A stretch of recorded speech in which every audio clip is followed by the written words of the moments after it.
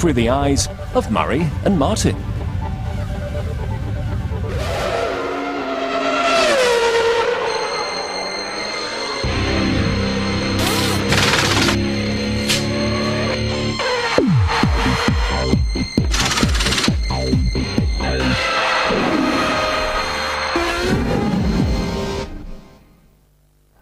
Guten Tag. Just 1 week after Austria, it's Hockenheim, Germany, and zillions of Ferrari red Michael Schumacher fans. And it's time once again for F1 Special.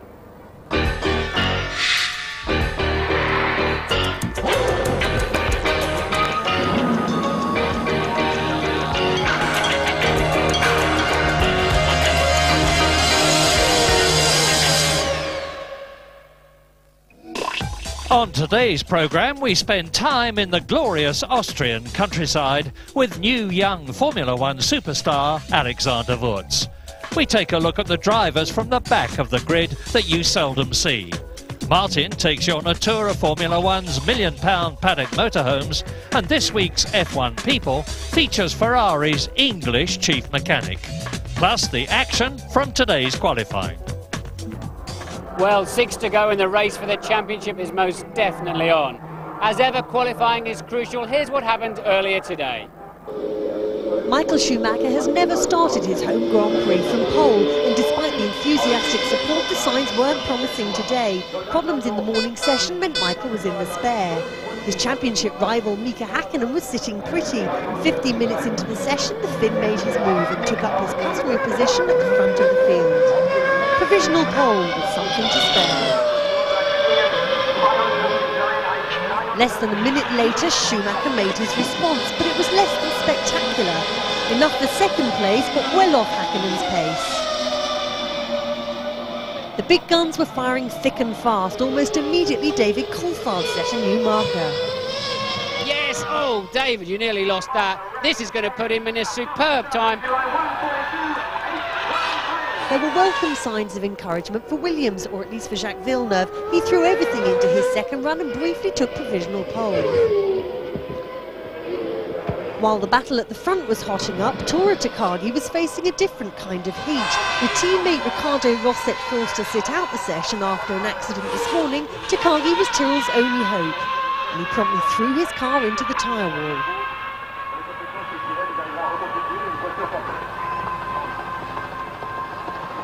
David Coulthard was having problems of his own. The Scot, sitting in second place, was forced to abort his quest for pole when his Mercedes engine ran out of steam. Into the final 10 minutes of qualifying, and the pressure was increasing for Ferrari's #1. He got himself caught in traffic. Diniz is in the way, turns in front of him. That's blown the lap for Michael Schumacher. Yeah. Enraged by Diniz's move, Michael let his feelings be known. Ultimately, he found himself down in 9th place, a frustrating day all round. But it was a good day for Jordan. A new spec Mugen Honda engine helped power Damon Hill to 5th place. Ralf Schumacher went one better in 4th to complete the team's best qualifying performance of the season. There was just time for one final run from Mika Häkkinen, and he upped the stakes that bit more. But as the hour was completed, there was a brief threat to McLaren domination from Jacques Villeneuve within 0.02 of a second of David Coulthard's time. So Williams and Jordan are on the up, but McLaren are well placed to stretch their lead in the championship. Mika Häkkinen on pole for the 7th time this season. And it's the 7th 1-2 for McLaren. Jacques Villeneuve's up in 3rd place alongside Ralf Schumacher. Damon Hill, still looking for his first points this season, starts from 5th with Eddie Irvine alongside. It's an all-Benetton 4th row. 9th is Schumacher's worst of the year, and a difficult day for Johnny Herbert in 12th. Obviously, we get the advantage on the straight line. We're pulling high speeds here on the straight line, which is very impressive. Like yesterday, we were going like 357 kilometers per hour, which is really quick. And like tomorrow in a race, we're going to see some serious speeds, I reckon. After my engine problem, when I made the lap in the spare car set up for Mika, the track felt as if it was offering a bit more grip, but I just didn't have the feel for that car, and in hindsight really I just have to be thankful that Jacques didn't pit me. It's our best performance in qualifying in competitiveness, maybe not in position, but it's every lap we could do a quick lap, and the car seems to be strong, so it's looking good for the race. I just hope that I'm going to have a good race, and we see what happens. It's just a shame we can't carry on running our new spec engine because we just had one for the qualifying, which is going to hurt us tomorrow. I only did 3 laps this morning, doesn't help, but it's not the main reason. I mean, Eddie is 1.4 seconds off the front. It should not be the case, but we are, so we have to find out and work and work and work. We've just seen the top men fighting for the front rows of the grid, but what about the others at the back? They may be a bit off the pace, but their commitment and will to win is just the same. Here's James Allen. Graham, Damon Hill's father, once said, "You meet a nicer class of person at the back of the Formula One grid." What times may have changed since his era? What's life like out of the limelight? Back of the grid teams have similar looking hardware to the top teams, just not as much of it. Minardi's motorhome is not quite as grand as McLaren's £1 million monolith. Minardi has to run the team and build its cars on less money than Ferrari pays Michael Schumacher. But look at the publicity he generates. So does he have sympathy for the back markers? You do, yes. On the other side, there's only 22 of us guys around in Formula One. On that side, you can be proud to be one of them, and if you don't have the car to compete, then you compete for whatever possibility you have. We come with a motivation to move up the grid. I mean, if in the last race you're 20th, you want to be 15th, and you want to score points, and you just want to improve the overall performance. Prima vinceva, ma in Formula 1 in questo momento è impossibile, ma l'importante è andare forte e dimostrare che uno può andare anche bene in altre squadre. Tyrrell's Japanese newcomer Taiga Takagi has certainly caught the eye this year with his impressive speed, but he's also had some problems adapting to Formula One. Taiga, is it as difficult in Formula One to drive as everybody thinks?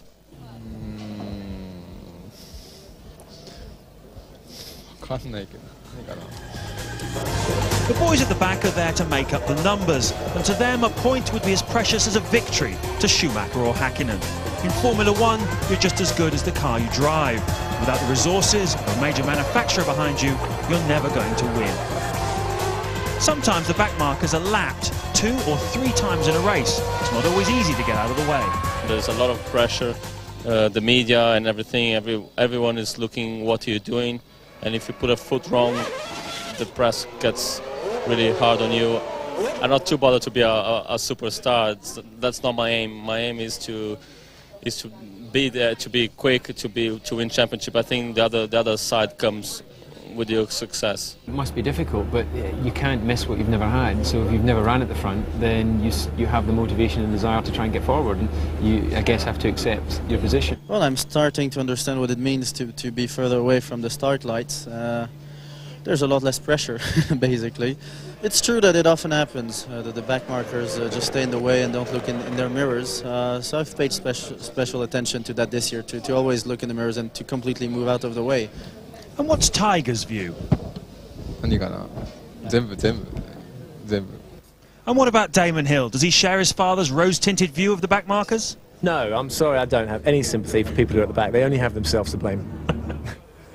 The most famous team in Formula One are Ferrari, and they're about as Italian as you're going to get. In which case, you may expect all the mechanics to be Italian too. Well, it's not so. Their chief mechanic is a Brit. He's been in Formula One for many years, and he's the subject of this week's F1 People.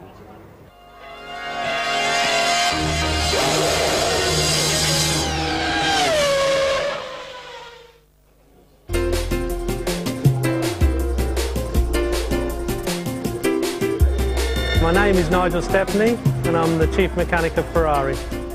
We arrive on a Thursday, we check out to make sure all the telemetry is working, we start the engines and we do pit stop practice as well.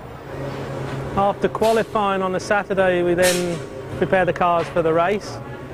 We have about 8 hours of work from when we finish qualifying to finish the car Saturday night. On Sunday, we have a warm-up of half an hour, which is normally just supposed to be a shakedown for the car to check out the systems, but sometimes it involves a little bit more than that, depending on what the drivers decide to do. What I do during the race, I'm the guy who's putting the fuel in on the fuel rig system, hopefully putting it in. In Italy, you're probably under more pressure being at Ferrari. There's a lot more people looking at you, and if you do something wrong, you're not under the same coverage in the papers, in the television as you are in Italy. So it's important you have to get it right. We practice 30, 40 times a weekend, our pit stop procedures, our practices. So I think this year during the race and in the past during all the races, I think we're one of the best teams in our pit stops. I started off in Shadow in 1977. That was my first Formula One team. In 1979 I moved to Lotus because Lotus was a step up the ladder to move to a team that was one of the top teams. And I went to Benetton for 3 years. But looking at it, I thought there's no way that I'm an Englishman, I'm ever going to be able to work at Ferrari. But when the opportunity came along, there was nothing to stand in my way. Senna was a fabulous person, fabulous driver. Enjoyed working with him very much because he gave 100% and he expected the same from the people around him. So I got on very well with him. And the next one is Schumacher. I mean, he's not the same as Senna, he's different, but he has the same capacity, mentality, the same breed. One of the best. That's it for a few moments, but there's plenty more to come, including Grand Prix' new sensation, Alexander Wurz, and Martin having a look at Formula One's incredible offices on wheels.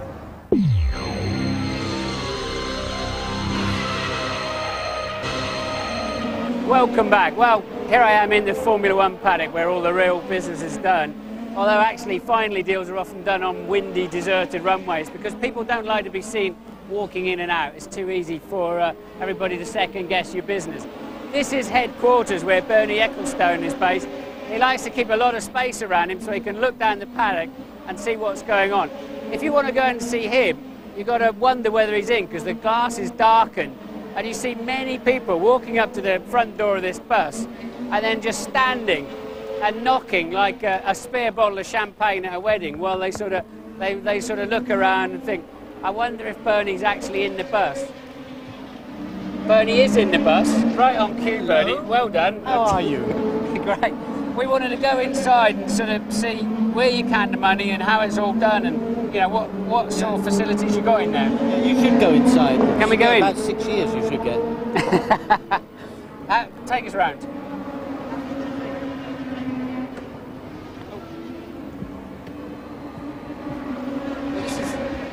This is where you first sit, this sort of the ante-room, when you're really nervous, you're practicing your lines. What am I going to say if I get an audience with Bernie Ecclestone? What am I actually going to say to him? And then you'll hear something like, Brando! And then you know that that's your call to go forward. And it's full of grey Alcantara and it's all very nicely done. Very neat and tidy, as you can see. Immaculate. Bernie, what can you actually do from up here? What can you see? Not a lot. I can see everything. Yeah? Yes. I don't do a lot. But what you actually look, obviously your work's all done before you get here at the weekend. Absolutely. Then. What are you looking for? I mean, you can see that all around the track. You can what? You can home in on what? We're monitoring.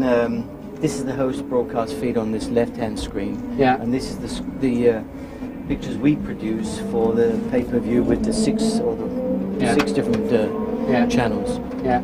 So we keep our eye on that. See what's going on. Now, it's a fairly nerve-wracking experience to sort of come in here and see you. Have you ever imagined what it's like standing knocking on that door down there? No.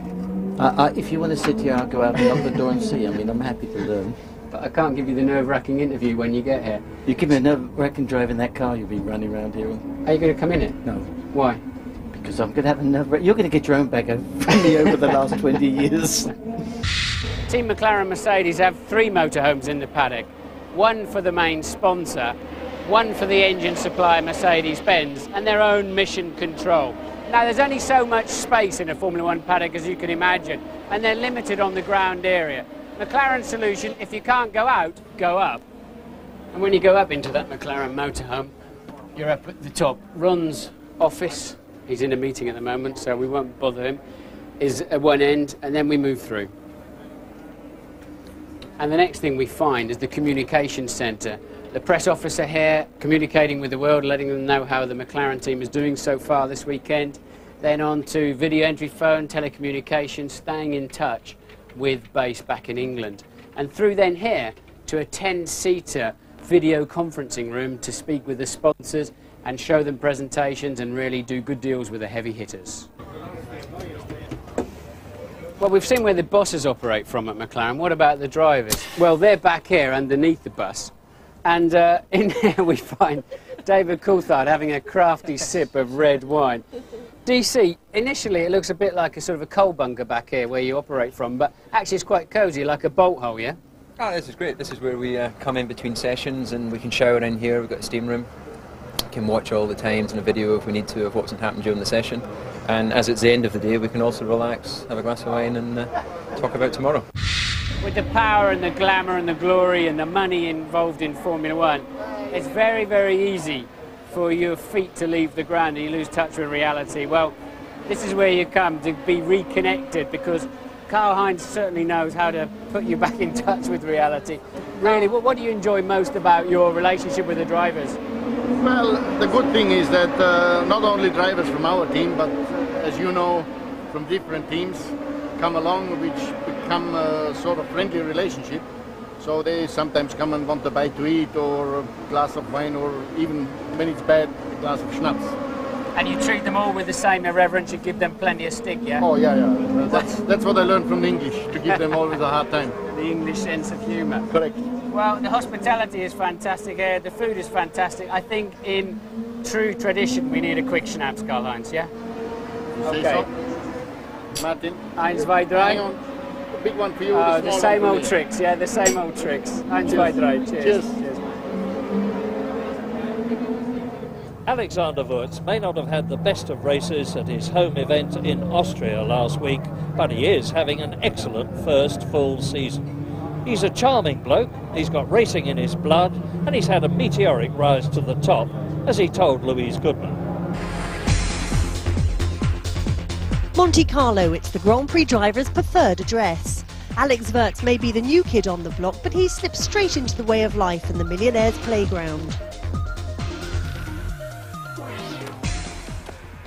The bright lights of the big city are all a far cry from the sleepy Austrian countryside where young Alex spent his childhood. Whereabouts did you grow up?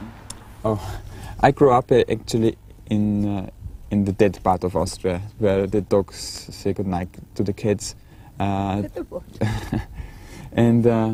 basically the whole area is around 10-20 years behind the normal time. And, but it was very quiet and had a nice countryside. It is on the completely north of Austria, close to the Czechoslovakia border.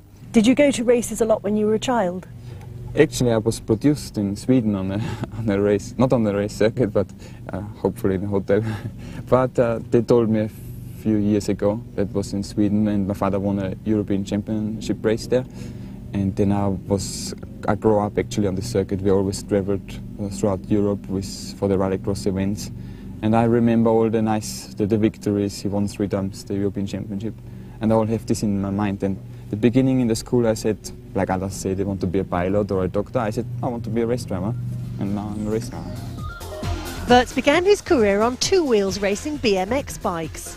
His star quality was instantly apparent and he was thrust into the media spotlight at the tender age of 12 when he won the BMX World Championships. I remember after the World Championship was my first interview. It was funny to see it. But it was good in one way, because when you're used to praise and media from such a young age on, you can cope with and handle it much easier when you're older. So that's helped you a lot in your career now? Yes, definitely. And what a career it's been. Alex got his big break into Formula One with Benetton and rewarded the team with a podium finish in only his 3rd Grand Prix. What's it like living in Monaco? Oh, that's really different to Austria. If you see Austria here, all the forests, quiet, a lot of space, and then you move to Monaco, where it's the first time for me living in a city. Normally I always had a house next to the forest, and there are no forests, it's too dry. So you have a nice countryside and nice hills, but completely different to Austria, and I have to get used to it. But now I enjoy it, and I have the supermarket and the baker just next to my doors, and I don't need a car to go somewhere. And you have the sea, so I could swim in the sea, surfing or whatever, and it's nice. It's also nice. I enjoy it. You must miss all of this. A bit, yes, to be honest. But it's not that I'm not allowed to come back, and I have still my family here. I come back to Austria a few days. Basically, the few days makes me happy. You're quite interested in fitness, sport fitness, aren't you? How did that come about? I don't know. Basically, since I'm able to walk, so when I was 3, I don't know, with 3 you start to walk maybe. I always did sports and wanted to be active, and I still have it. Because first of all, I need it for my sport, for Formula 1, to be fit. But mainly because I enjoy it. It's fun to do sport, to be active, and then you have a good feeling. Maybe not while you're doing it, sometimes I do it quite extreme and hard, but especially afterwards it's good. What about your girlfriend? Does she live here or in Monaco? She's still based in Austria, but she's, most of the time when I'm in Monte Carlo, she's coming down. So basically it doesn't matter where we're together, and even not on the same place, we are together in our minds.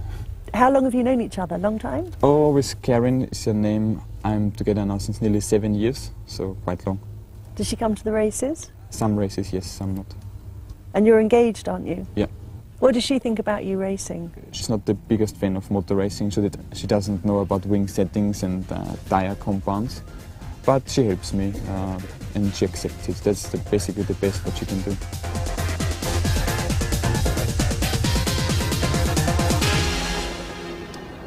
Very tempting to say that tomorrow's German Grand Prix is going to be another McLaren-Mercedes benefit. I'm not too sure that it is. We've got a funny old grid with Michael Schumacher down in 9th place, Jacques Villeneuve right up there, Damon Hill up there. What's your guess? Well, the McLarens do seem to have the edge on pace, but as ever, this is a really tough racetrack on transmission and engines. Race strategy, long pit lane will play a role, and it's really tough, I think, just behind the 2 McLarens. They're all lapping roughly the same speed. I think it's going to be an exciting race. Michael's got to come through, and of course he's got to pass his brother Ralph, and he had a big job doing that in Austria. And as usual, there's the tyre business. What's the strategy going to be? And up at the front of the grid, the times are close enough for different strategies to make all the difference. It's a long lap, and they don't want to stop too long here because of that long pit lane, so I suspect a one-stopper, but they've got to keep their eyes open. Well, a lot of questions to be answered tomorrow. You can get the answers by watching the race live on ITV. It starts at 12:20. Enjoy it. We're going to.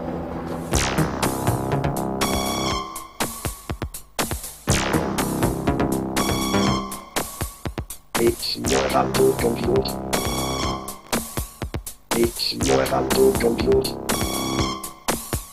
It's more fun to compute. It's more fun to compute.